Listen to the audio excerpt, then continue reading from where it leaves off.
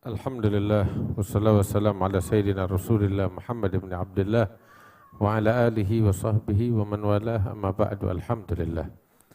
Hadirin wal hadirat yang dimuliakan oleh Allah Subhanahu wa taala, di malam hari yang mulia ini dibahas oleh Al-Habib Abdullah bin Alwi Al-Haddad tentang bab Qiyamul Lail. Tentang bab Qiyamul Lail. Hadirin yang dimuliakan oleh Allah Subhanahu wa taala, kebetulan juga kemarin di malam Rabu dibahas juga tentang Qiyamul Lail. Yang intinya dahulu kita mendengar dari masyayikhna, dari guru-guru kita, bahwasanya la tu'gad wilayah liwali illa fi jawfil lail. Tidak dilantik seorang wali dan diberikan kewalian oleh Allah Subhanahu wa taala melainkan di tengah malam, di saat Qiyamul Lail, tatkala Qiyamul Lail. Sehingga Qiyamul Lail adalah hal yang sangat penting bagi setiap orang yang ingin menggapai keridhaan Allah dan ingin mencapai derajat yang tinggi di sisi Allah Subhanahu wa taala. Di malam Rabu juga yang lalu saya bahas itu di dalam kitab Tajul A'ras yang ditulis oleh Imam Al-Arif Billah Al-Habib Ali bin Husain Al-Attas. Di dalam kitab itu, 2 jilid itu, beliau membahas tentang para aulia, biografi para wali-wali yang memiliki hubungan erat dengan Al-Habib Saleh bin Abdullah Al-Attas sahib Ahmad. Di dalam kitab itu mungkin ratusan aulia solihin yang ditulis biografinya oleh Al-Habib Ali bin Husain Al-Attas. Dan mereka beragam. Ada yang unggul di dalam keilmuannya. Ilmunya yang begitu luas. Sosok yang sangat alim. Itu dibahas panjang lebar. Banyak beberapa aulia yang diceritakan biografinya unggul di dalam bidang ilmu.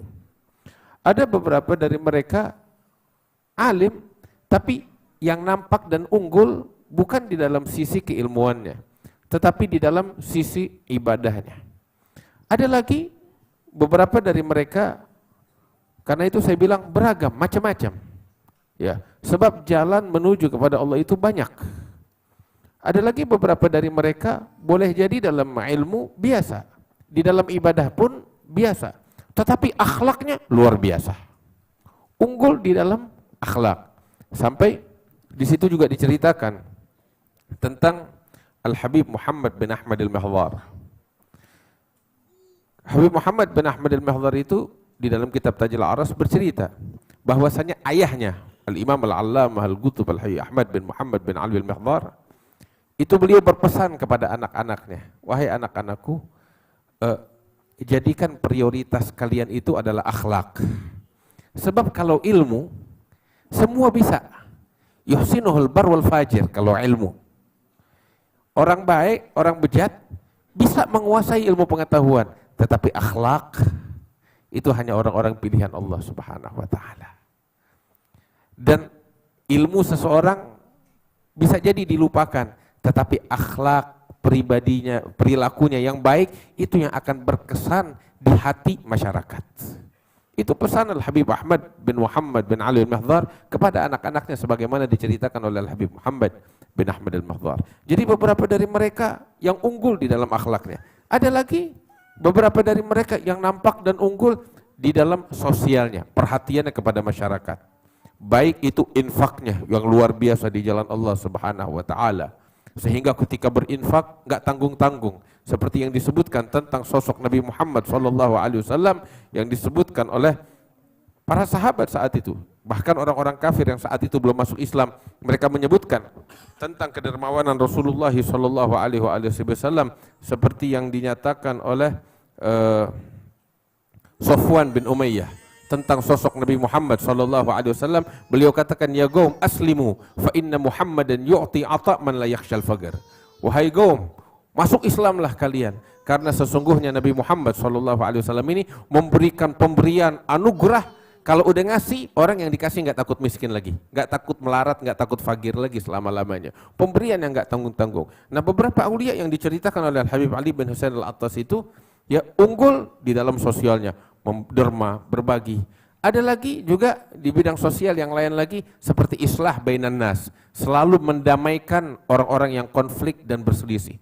Hingga dia korbankan puluhan ribu atau bahkan kalau duit kita miliaran demi untuk mendamaikan kelompok-kelompok yang bertikai. Begini keberagaman mereka di dalam menempuh jalan untuk mencapai keridhaan Allah Subhanahu wa taala. Tetapi ketika saya membaca kitab Tajul Arus itu ada kesamaan di antara mereka semua. Ada titik persamaan di antara mereka semua. Sekalipun seperti tadi saya bilang keberagaman, ada yang contoh nampak tonjol di dalam keilmuannya, ada di dalam ibadahnya, ada di bidang sosialnya, ada yang akhlaknya, macam-macam. Tetapi titik persamaan ketika saya baca kitab Tajul Arus itu para aulia yang disebutkan sejarah mereka, biografi mereka oleh Habib Ali bin Husain, titik kesamaan mereka tahu apa? Mereka nggak pernah ninggalin qiyamul lail. Itu ratusan aulia solehin yang diceritakan oleh Al-Habib Ali bin Husain Al-Attas dalam kitab Tajul Arus, itu semuanya disebut di situ, nggak pernah ninggalin qiyamul lail. Makanya inilah yang disebutkan oleh Allah Ta'ala di dalam Al-Quran kepada Nabi Muhammad SAW, ya ayyuhal muzammil qumil laila illa qalila nisfahu aw inqus minhu qalila aw zid alaihi warattil qur'ana tartila inna sanulqi 'alaika qawlan thaqila inna nasyi'atal laili hiya ashaddu wat'an wa aqwamu qila, dan seterusnya sampai di dalam akhir ayat itu Allah mengatakan inna rabbaka ya'lamu annaka tagumu adna min thulutsai laili wa nisfahu wa thulutsahu, terus di sini disebut wa ta'ifatun minal ladzina ma'ak. Orang-orang yang qiyamul lail itu mereka seperti yang disebutkan oleh Allah Ta'ala di dalam Al-Quran, mereka adalah orang-orang yang meraih kebersamaan dengan Rasulullah SAW. Wa ta'ifatun minal ladzina ma'ak. Allah sebutkan seperti itu. Karena itu jangan kita tinggalkan qiyamul lail walaupun hanya sebentaran. Itu di dalam hadisun sahih yang diriwayatkan oleh Imam Bukhari wa Muslim fi sahihihima dari sahabat Abi Hurairah radhiyallahu taala anhu wa ardhah. Itu Rasul sallallahu alaihi wasallam mengatakan, yanzilu rabbuna ila sama'id dunya hina yabqa thulutsal akhir min al-lail fayunadi hal min mustaghfir fa aghfirullah wa hal min da'in fa astajib du'a wa hal min sa'il fa utisulah. Itu di dalam hadis sahih Rasul sallallahu alaihi wasallam mengatakan bahwasanya Allah Subhanahu wa taala turun ke langit bumi ini dan berseru kepada sekalian hambanya tatkala malam tinggal sepertiganya. Bagaimana seruannya itu? Seruannya Allah menyerukan kepada sekalian hambanya, apakah ada di antara kalian yang meminta pengampunan? Aku ampunin dosa-dosanya. Apakah ada di antara kalian yang berdoa? Aku kabulkan doanya. Apakah ada di antara kalian yang meminta kepadaku permintaan? Aku berikan permintaannya, kata Allah Subhanahu wa taala, dan itu adalah di akhir malam. Setiap malamnya diserukan seruan tersebut oleh Allah Subhanahu wa taala. Karena itu orang yang beruntung adalah orang yang bangun saat anugerah diturunkan oleh Allah Subhanahu wa taala. Karena itu hadirin yang dimuliakan Allah, ayo kita usahakan. Saya teringat dulu ya, ketika saya masih belajar di Hadramaut, itu waktu saya tinggal di Dawan di Kharaibah itu sekitar 2 bulan lebih kurang. Kemudian saya masuk ke beberapa pedalaman, di antaranya itu di Urubat sampai ke pedalaman. Bersama kawan-kawan saya kita dakwah ilallah di sana, juga belajar sama Habib Abdullah Jilani ya. Terus kebetulan ketika di Urubat itu, kota Urubat itu terkenal, itu di situ dimakamkan Syekh Sa'id Ba'shin, Syekh Sa'id bin Muhammad Ba'shin, pengarang kitab Bushrul Karim ya. Dan di situ juga dimakamkan seorang wali besar, sahabat daripada Al-Habib Umar bin Abdurrahman Al-Attas, yaitu Syekh Ahmad bin Abdul Qadir Ba'shan. Dan banyak lagi ya yang dimakamkan di situ para aulia, para salihin. Dan itu di Rubat Ba'shin itu dikenal para aulianya yang masturin, yang menutup diri. Sampai mereka menyatakan para salihin di sana itu, kota Rubat ini enggak pernah kosong daripada 40 wali. Kalau ada satu yang meninggal dari 40 mereka itu, pasti ada yang menggantikannya. Sehingga ketika saya masih di sana itu saya dapetin Banyak kaum solehin, beberapa orang dari mereka itu dianggap seperti orang gila, tapi padahal mereka enggak gila. Buktinya apa tahu? Buktinya ya waktunya hadrah, waktunya tawasul, mereka ada. Orang yang berakal pada sibuk di pasar. Ini orang yang dianggap gila pada hadir semuanya dengan khusyuknya, menangis. Dan mereka pada qiyamul lail, itu kita saksikan sendiri dengan mata kepala kita. Alhasil pernah sekali ketika saya masuk ke pedalaman, begitu pulang bersama sama teman-teman, di tengah jalan kita dapetin ada salah seorang dari mereka, dari yang 40 aulia itu. Walhasil di perjalanan teman-teman saya ngajak orang ini ngobrol, berbicara. Walhasil singkat cerita, orang saleh ini nanya kepada setiap orang di antara kita itu siapa namanya, apa gobilahnya. Kebetulan kawan-kawan saya itu waktu semuanya bukan dari Ahlul Bait. Mereka kebail, masyayikh dari sana. Ya, yang satu-satunya Ahlul Bait cuman saya sendiri itu waktu. Ditanya satu persatu nama mereka, gobilah mereka. Sampai giliran saya ketika saya ditanya siapa namanya, saya bilang Ahmad bin Naufal bin Jindan bin Syekh Abu Bakar. Oh, ini bin Syekh Abu Bakar, Sayyid. Dia bilang, kalau Sayyid anda enggak berani ngomong apa-apa, katanya ini orang soleh. Bilang, kenapa? Bilang, hadzola ashabul lail. Ini orang-orang malam katanya. Maksudnya orang-orang malam ahlu qiyamul lail. Maksudnya apa? Mereka ini keluarga Rasulullah sallallahu alaihi wasallam, ya. Ciri mereka itu enggak pernah lepas daripada qiyamul lail. Itu yang saya enggak pernah lupa sampai sekarang.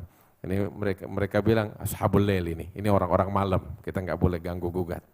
Ini orang-orang keluarga Nabi Muhammad, orang-orang malam, ahli tahajud. Makanya Sayyidina Ali Zainal Abidin itu dikenal dengan tahajudnya. Sampai 1000 rakaat Ali ibn Husain kulla laila 1000 rakaat musbilan min kulli ainin dam'atan min ba'di dam'ah. Wa ala hadzal mithali kana Zainal Abidin. Kana Zainal Abidin. Wah inilah mereka para aulia, para salihin. Mudah-mudahan Allah memberikan keberkahan untuk kita sekalian. Alhamdulillah malam hari ini kita kedatangan sahabat-sahabat kami yang mulia dari Firqatul Masarrah. Ya ini merupakan apa kalau bahasa Indonesia? Kalau di sana dibilangnya Firqatul Masarrah, tapi kalau bahasa Indonesia ini grup seni. Masarrah itu kegembiraan, kebahagiaan. Ada artinya masarrah. Dan ini merupakan grup seni, ya. Yang didirikan oleh Habib Umar sendiri tahun 94 itu waktu. Ya, grup seni. Ya, dan sampai sekarang. Ya. Setiap grup-grup seni yang ada setelah yang saat ini ada, ini mereka pertamanya nih, batu pertamanya mereka yang ditaksis sendiri oleh tangannya Al-Habib Umar bin Muhammad bin Salim bin Hafid. Makanya keberkahannya sampai sekarang. Ya, yang saya ingin garis bawahi di sini, hadirin yang dimuliakan Allah, ini yang mentaksiskan tahu siapa? Kita semua kenal, Habib Umar bin Muhammad bin Salim bin Hafid. Yang beliau taksiskan apa? Masjid? Bukan. Ya, majelis? Bukan. Grup seni. Tahu gak artinya grup seni? Kesenian. Jadi Islam kagak kaku. Enggak kaku. Islam juga membuka pintu untuk seni. Dan memang seni adalah bagian daripada Islam. Di antaranya tuh ada yang sangat indah, yang merupakan simbol seni dari ucapan Nabi Muhammad sallallahu alaihi wasallam kepada Anjasah. Ya, beliau bilang kepada Anjasah itu sebagaimana fi Sahih Bukhari, satu kalimat yang sangat indah, ruwaidan rifgan bil gawarir.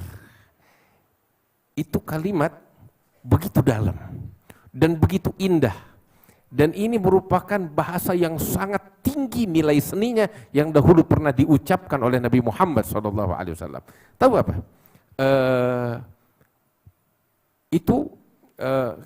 Dahulu Nabi SAW itu sebagaimana di dalam kitab sirah, endukum Talabatul ilm tahu kitab Tarikhul Hawadits di Syekhna Sayyid Muhammad bin Ali Al-Maliki. Di situ disebutkan penyairnya Rasulullah SAW.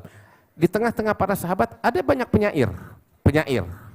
Syair ini tahu apa? Bagian daripada seni. Bagian daripada seni. Itu Nabi punya penyair yang handal. Penyair yang handal, di antaranya Hasan bin Thabit, Abdullah bin Rawaha. Banyak lagi sahabat-sahabat yang ahli dalam syair ya, sehingga syair-syair mereka itu dikenang sepanjang masa dan Nabi memajukan mereka untuk menjadi juru bicara Nabi Muhammad SAW di dalam syair. Nabi bahkan sampai di dalam hadis disebutkan bahwasanya Jibril mendukung Hasan bin Thabit ketika membawakan syair-syairnya. Nah ini apalagi kalau bukan seni. Terus juga itu syair-syair tersebut dibawakan terkadang oleh orang-orang yang suaranya merdu. Nah seperti mereka-mereka ini. Suara-suara yang merdu dan indah. Itu orang-orang yang membawakan syair-syair dengan suara yang merdu dan indah itu disebutnya di dalam bahasa Arab hadi. Ya, hadi atau jamaknya itu hudah. Tadi kita di dalam kitab apa? Di dalam Maulid tadi kita baca hadis surah Bismil Habaib. Hadi, yakni pelantun syair dengan suara yang merdu. Ya. Itu namanya hadi. Dan itu di zaman Nabi Muhammad, Nabi juga punya orang-orang semacam itu. Salah satunya itu tadi yang saya sebutkan, siapa namanya? Anjasyah. Itu salah seorang hadi yang dimiliki oleh Nabi Muhammad yang suaranya sangat merdu. Itu saking merdunya, ya kalau dia melantunkan syairnya itu sampai unta, ya itu ikut berjingkrak dengan suara merdunya Anjasyah. Ikut berjingkrak. Sampai itu digunakan orang-orang yang semacam ini yang suaranya merdu, kalau di dalam perjalanan diminta mereka untuk melantunkan syair-syair yang merdu dengan syair-syair yang indah dengan suara merdu supaya unta itu lebih bersemangat ketika berjalan. Ya. Nah, waktu haji wada itu kan istri-istri Nabi semuanya ikut. Mereka menunggangi unta. Di perjalanan biar nggak bosan, ya. Itu orang-orang melantunkan syair. Di antaranya ini Anjasyah, bawakan syair-syair yang indah dengan suara yang merdu. Itu didengar oleh para sahabat, Nabi ada di situ. Ketika dia melantunkan syair indahnya itu dengan suara yang merdu, itu onta berjingkrak. Berjingkrak dengan semangatnya. Dan berjalan lebih kencang lagi larinya. Nah cuman kan yang kesian, yang ada di atasnya. Ya kalau orang laki. Tapi kalau perempuan, ya dia bisa bisa mabok. Ya apalagi pakai inian, pakai kelambu ya bahasa kita. Pakai kelambu, bisa kebalik itu kelambunya. Nabi SAW bilang kepada Anjasyah ini, rifgan bil gawarir. Artinya rifgan bil gawarir itu, rifgan pelan-pelan. Yang ente bawa nih, botol-botol yang gampang pecah. Kristal yang gampang pecah. Pelan-pelan ketika membawa kristal yang indah ini. Itu bahasanya Rasul SAW yang merupakan simbol daripada seni yang memang bagian dari agama Nabi Muhammad SAW. Alhamdulillah di malam hari ini hadir kawan-kawan kita dari Firqatul Masarrah. Mudah-mudahan kehadiran mereka membawa keberkahan bakal kita sekalian. Wah kita juga nih ya orang-orang Betawi secara khusus. Terus juga bahkan nih kenapa saya bilang begini? Kita orang-orang Betawi di sini juga banyak. Kita juga punya syair-syair, pantun-pantun Betawi yang warna keagamaannya itu sangat kental. Ya. Di antaranya guru kami. Al-Allamah Al-Habib Abdurrahman bin Ahmad bin Abdul Qadir As-Saggaf. Ayah daripada Al-Habib Ali bin Abdurrahman As-Saggaf. Itu beliau juga membuat syair-syair yang indah dengan bahasa kita, bahasa Melayu atau bahasa Betawi. Ya, yang isinya itu nasihat, seni yang indah. Bahkan kitab-kitabnya Habib Utsman bin Yahya yang berbahasa Melayu, kita kalau baca itu judulnya aja adalah seni. Perhiasan indah. Ada judul-judul kitabnya Habib Utsman. Terus juga bahkan Syekh Zainuddin bin Abdul Majid Lombok juga demikian. Itu diantara dia punya satu buku besar. Itu isinya syair-syair semuanya dengan bahasa Melayu, bahasanya sastra yang tinggi yang luar biasa, bahasa Sasak, masya Allah, tabarakallah. Terus juga Jaddana Al-Habib Salim bin Ahmad bin Jindan itu pernah cerita tentang guru beliau, yaitu Syekh Abdullah Azhari Al-Falembani, salah seorang ulama besar di Palembang. Guru beliau itu punya juga diwan syair bahasa Melayu, semuanya nasihat, macam begini, seni. Jadi nggak ada yang melarang kita, syariat nggak melarang, bahkan ini bagian dari agama. Yang penting satu hal, ya ada beberapa hal yang perlu kita perhatikan. Laki perempuan jangan campur aduk. Ya, laki perempuan jangan campur aduk, itu satu. Terus bahasanya bukan bahasa yang jorok, yang menjurus kepada hal-hal yang memalukan. Tetapi bahasanya bahasa yang indah, bahasa yang penuh dengan nasihat, bahasa yang penuh dengan doa, yang penuh dengan sastra, hal yang semacam itu. Terus juga alat musik yang digunakan pun bukan alat musik yang diharamkan oleh Allah Subhanahu wa taala. Kita harus tahu itu. Lain dari itu, silahkan, agama terbuka. Yang penting kita istiqomah di jalan Allah, jauhkan yang diharamkan oleh Allah Subhanahu wa taala. Mudah-mudahan Allah memberikan keberkahan bakal kita sekalian. Alhamdulillah kehadiran mereka insyaallah membawa keberkahan, angin segar bakal kita sekalian. Ya rabbal alamin. Allahumma ja'al jam'ana hadza jam'an marhuma. Tafarraqna min ba'di tafarruqan ma'suma wa la taj'al fina wa la minna wa la ma'ana syaqiyan wa la mahruma. Bi rahmatika ya arhamar rahimin. Sallallahu alaihi wasallam Muhammad wa alihi wasallam. Alhamdulillahirabbil alamin.